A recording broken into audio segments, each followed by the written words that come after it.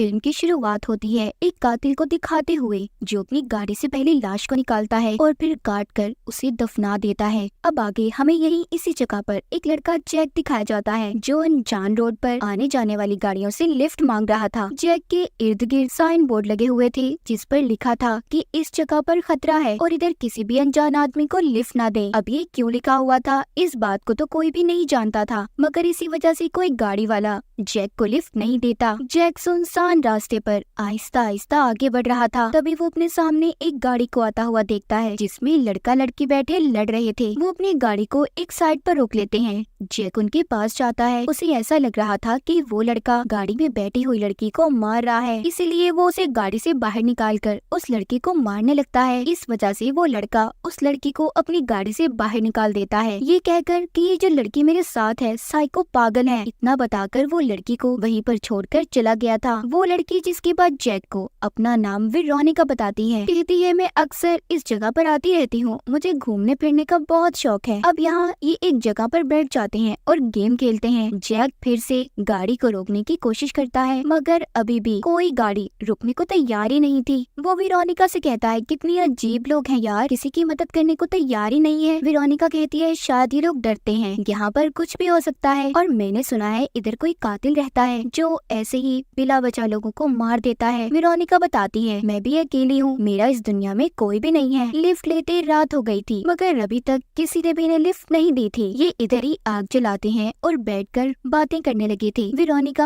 अपने बैग से शराब की बोतल निकालकर जैक को देती है और अब पूछती है तुम्हारा बैग कहाँ पर है, जिस पर वो बताता है मैं यहाँ पर जरूरी काम से आया था, मेरा सामान ट्रेन के पास से चोरी हो गया, अब सिर्फ एक पासपोर्ट ही है मेरे पास जिसकी मदद से मैं यहाँ से जा सकता हूँ। वो उसे अपनी डायरी निकाल कर कुछ लिख कर देती है। उसने उस सफ़े को फाड़कर जैक को दे दिया था। जब वो उसके पीछे देखता है तो उधर वेरोनिका के साइन थे जिसे देखकर वो पूछता है ये क्या है। बस मैं अपना नाम लिखने की प्रैक्टिस कर रही थी और इससे ज्यादा कुछ भी नहीं। ऐसे ही बातें करते करते वो दोनों सो गए थे। सुबह जब होती है तो जैक देखता है उसके पास वेरोनिका नहीं थी। वो थोड़ा सा परेशान हो गया था। जब वो आगे जाकर देखता है तो वेरोनिका पास ही छोटी सी नहर में नहा रही थी। वो जैक को भी अंदर आने का कहती है। जैक भी उसके साथ नहाने लगा था। उन दोनों के दरमियान में काफी अच्छी दोस्ती हो गई थी। अब नहाने के बाद दोनों दोबारा से अपना सामान लेकर आगे बढ़ते हैं मगर अब भी कोई भी ने लिफ्ट नहीं देता। थोड़ा सा आगे आने पर एक आदमी अपनी गाड़ी को रोक लेता है और अपना नाम ग्रिजेट बताता है। वो उन्हें लिफ्ट देने के लिए तैयार था। वेरोनिका उसे देखकर ज्यादा खुश नहीं थी।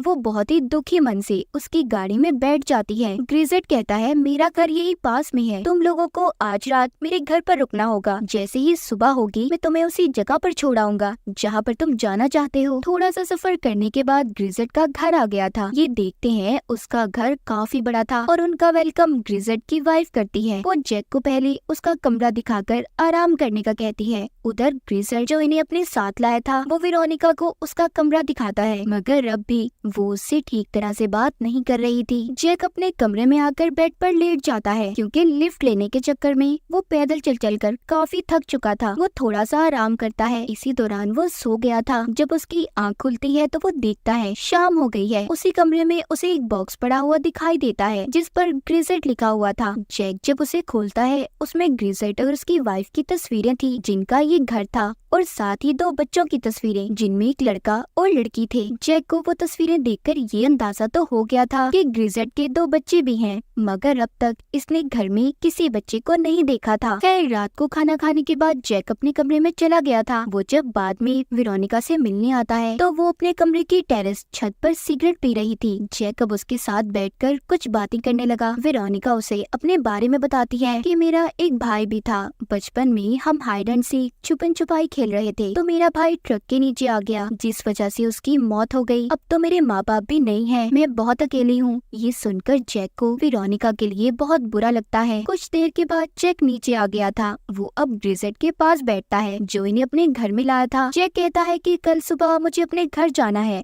मेरे घर वाले मुझे लेकर परेशान होंगे और इस बारे में वेरोनिका से भी बात हुई है तो इसीलिए हम सुबह निकल जाएंगे। यहाँ पर वो ग्रिजेट से उसके बच्चों के बारे में भी पूछता है जिस पर वो कहता है नहीं, मेरे कोई बच्चे नहीं हैं। ये सुनकर जैक को काफी अजीब लगता है। वो सोचता है तो फिर उसने जिन बच्चों की तस्वीरें देखी थी वो कौन थे। फिर वो इन बातों के बारे में ज्यादा नहीं सोचता, क्योंकि कल सुबह उसे अपने घर के लिए निकलना था और जाकर सो जाता है। जब सुबह होती है तो उठकर सबसे पहले वो वेरोनिका के कमरे में जाता है ताकि उसे लेकर वो जा सके, मगर जब वो जाकर देखता है तो वो कमरे में नहीं थी। उधर अब ग्रिसेट आता है जो इन्हें अपने साथ घर पर लाया था, जिसका ये घर था। वो जैक को बताता है कि वेरोनिका सुबह होते ही निकल गई, उसने तुम्हें इसलिए नहीं बताया ताकि तुम परेशान ना हो जाओ। ये बात सुनकर जैक को ग्रिसेट पर शक होता है, क्योंकि वो काफी घबराया हुआ था, उसे उसकी बातों पर यकीन नहीं था। वो कहता है नहीं, तुम झूठ बोल रहे हो, वो ऐसे मुझे छोड़कर कैसे जा सकती है, हम दोनों को एक साथ जाना था। इसीलिए वो वेरोनिका को पूरे घर में ढूंढने लगता है, मगर वो उसे कहीं पर भी नहीं मिलती। अब ग्रिसेट जैक को वेरोनिका का लिखा हुआ लेटर खत देता है जिसे उसने जैक के लिए लिखा था। उसे ये सब देखकर यकीन तो हो गया था, मगर वेरोनिका के ऐसे चले जाने की वजह से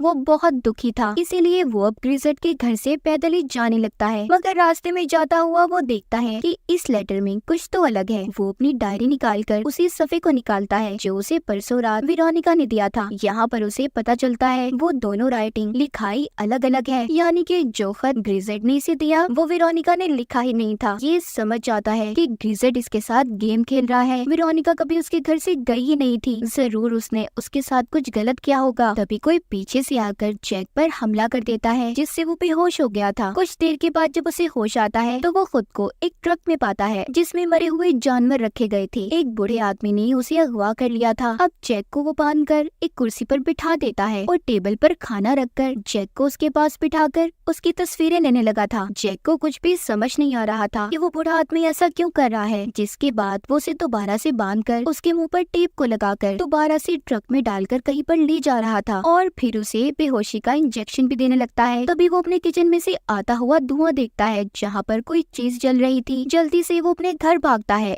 इसी बात का फायदा उठाकर जैक वहाँ पर पड़ी हुई एक कील से अपने हाथों की टेप को काट देता है और भाग गया था। वो भागकर ग्रिसेट के घर पर दोबारा से आ जाता है, क्योंकि इसे कहीं ना कहीं शक था कि वेरोनिका अभी भी ग्रिसेट के कब्जे में है। वो छुप कर देखता है कि ग्रिसेट और उसकी वाइफ दोनों अपनी गाड़ी में कहीं पर जा रही हैं। वो उनके जाते ही उनके घर में आकर दोबारा से वेरोनिका को ढूंढने लगता है। उसका शक सही साबित हुआ था। उसे एक कमरे में वेरोनिका बंधी हुई मिलती है। वो उसे जल्दी से खोलता है, तभी बाहर से गाड़ी की आवाज आ रही थी। ग्रिसेट और उसकी वाइफ दोनों वापस आ चुके थे। अब जैक वेरोनिका को लेकर इनके पीछे के दरवाजे से बाहर भागता है, मगर बदकिस्मती से ग्रिसेट की वाइफ ने इन्हें भागते हुए खिड़की से देख लिया था। वो जल्दी से अपनी गाड़ी में कर दोनों का पीछा करते हैं। वेरोनिका जैक को लेकर एक कैबिन के पास आकर छुप गई थी। भागते भागते ये गिर जाते हैं। जैक को काफी चोट भी आती है। तभी जैक ये नोटिस करता है ये तो वही कैबिन है जहाँ पर इसे बूढ़ा आदमी अगवा कर लाया था। कुछ देर पहले ही तो वो यहाँ से भागा है। अब वो बूढ़ा आदमी भी वहाँ पर आ जाता है और पूछता है कि कौन है यहाँ पर। तभी जैक और वेरोनिका उसी की गन को उस पर कर लेते हैं। वो बूढ़ा आदमी जैक से कहता है तुम कितने बेवकूफ हो ना, अब तक कुछ भी नहीं समझ पा रहे। जैक क्या नहीं समझ पा रहा था, बस कुछ ही देर में उसे पता चलने वाला था। वो उस बूढ़े आदमी को गन दिखाकर यहाँ से जाने का कहता है। जब वो पीछे ही हट रहा था तो उसका पाँव फिसल जाता है और एक रॉड उसके जिस्म से आर पार हो गया था, जिस वजह से उस बूढ़े आदमी की मौत हो जाती है। इधर जैक भी जख्मी होने की वजह से बेहोश हो गया था। यहाँ पर वेरोनिका के दिमाग में एक आइडिया आता है। वो एक प्लास्टिक शीट से पहले तो जैक को ढकती है, फिर एक चाकू को उठाकर उस मरे हुए बूढ़े आदमी को फिर से मारती है ताकि वो कहीं दोबारा जिंदा ना हो पाए। अब इधर ग्रिसेट और उसकी वाइफ भी इन्हें ढूंढते हुए यहाँ पर आ गए थे। तो यही पर आता है कहानी में बड़ा ट्विस्ट, जब ग्रिसेट को वेरोनिका डैड कहकर बुलाती है, यानी कि वेरोनिका ग्रिसेट की बेटी थी। ये सब अब तक जैक से झूठ बोल रहे थे, ऐसा क्यों था? तो अब यहाँ पर सभी राज खुलकर सामने आते हैं। पता चलता है कि वेरोनिका बचपन ही से एक साइको किलर पागल कातिल थी, जिसे लोगों को मारकर सुकून मिलता था। सबसे पहले उसने अपने छोटे भाई को मारा। इस बात का पता इसके मॉम डैड को भी पता चल गया था, मगर आज तक उन्होंने पुलिस को इस बारे में कुछ भी नहीं बताया, क्योंकि उनके बेटे की मौत के बाद वेरोनिका ही उनकी इकलौती बेटी बची थी। यानी कि वेरोनिका ने जो अपने भाई की कहानी जैक को सुनाई थी वो सारी झूठी थी। तब से अब तक वेरोनिका लोगों को मार रही थी और शुरू में जिस लाश को हमने दफनाते हुए देखा था। ये सब भी वेरोनिका ही कर रही थी। हमें शुरू से ही दिखाया गया था क्यों हर तरफ खतरे के साइन बोर्ड लगे थे कि अनजान आदमी को लिफ्ट ना दें, क्योंकि बहुत अरसे से ऐसे ही लोग इस एरिया में मारे जाते थे और उन सबको वेरोनिका ही मारती थी। किसी को इस बारे में कुछ भी नहीं पता था सिवाय उसके मॉम डैड के, वो ही सब जानते थे। तो उन्होंने ये प्लान किया कि वो वेरोनिका को बांधकर घर पर रखेंगे, मगर पहले वो उस लड़के के साथ भाग गई जिसको हमने कहानी के शुरू में देखा। मगर उस लड़के को ये बात पता चल गई थी कि वेरोनिका आम इंसान नहीं बल्कि साइको पागल है, इसलिए उसने उसे रास्ते में ही छोड़ दिया। वहीं पर ग्रिजर्ड जो लगातार अपनी बेटी वेरोनिका को ढूंढ रहा था, तो वो उसे रोड पर जैक के साथ मिली। उनको झूठ बोलकर तभी वो घर ले आया। इसीलिए तो वेरोनिका उस वक्त परेशान थी कि कहीं उसकी सच्चाई जैक को न पता चल जाए, मगर उसके डैड भी चुप रहे। इसके बाद घर में ग्रिजर्ड ने दोबारा से वेरोनिका को बांध दिया और फिर उस बूढ़े आदमी को पैसे देकर जैक को अगवा करवा दिया। उससे कहा कि इसे टाउन से बाहर छोड़ दो ताकि इसकी जान बच जाए और मेरी बेटी से ना मारे। और इसी वजह से वेरोनिका की सच्चाई भी किसी को कभी पता नहीं चलेगी। इसका मतलब अब तक वो बूढ़ा आदमी, ग्रिजर्ड और उसकी वाइफ तीनों ही जैक को बचाने की कोशिश कर रहे थे। तभी तो उस बूढ़े आदमी ने कहा था कि लड़के तुम कितने बेवकूफ हो। अब यहाँ पर जैक को होश आ गया था। वो गन लेकर ग्रिजर्ड की गाड़ी के आगे आकर कहता है कि वेरोनिका को छोड़ दो। वेरोनिका भी गाड़ी से उतरकर उसके पास आ गई थी। इससे पहले उसकी मॉम जैक को कुछ सच्चाई बताती। वेरोनिका ने गन मारकर अपनी मॉम को बेहोश कर दिया था और अपने डैड ग्रिजर्ड को टेप से बांध देती है, जिसके बाद जैक और वेरोनिका ग्रिजर्ड की गाड़ी लेकर भाग जाते हैं। रास्ते में जैक बहुत खुश था, शुक्र है वो बच गया। मगर वो पागल ये नहीं जानता था कि मौत का सामना तो अब होगा। वो खुश इसलिए हो रहा था कि फाइनली वो अपनी फैमिली से मिल पाएगा। जैक सुकून से आंखें बंद करके बैठ गया था। यहाँ पर वेरोनिका का हाथ आहिस्ता आहिस्ता चाकू की तरफ बढ़ रहा था। इसका मतलब अब ये जैक को मारने वाली थी, जिसके बाद ये यहाँ से भाग जाएगी और ऐसी जगह पर चली जाएगी कि इसके मॉम डैडी से ना ढूंढ पाए। बेचारा जैक ये नहीं जानता था कि जिस लड़की को वो बचा रहा है आगे जाकर वो उसकी मौत का कारण बनेगी। और इसी डार्क एंडिंग के साथ इस फिल्म की कहानी यहीं पर खत्म हो जाती है।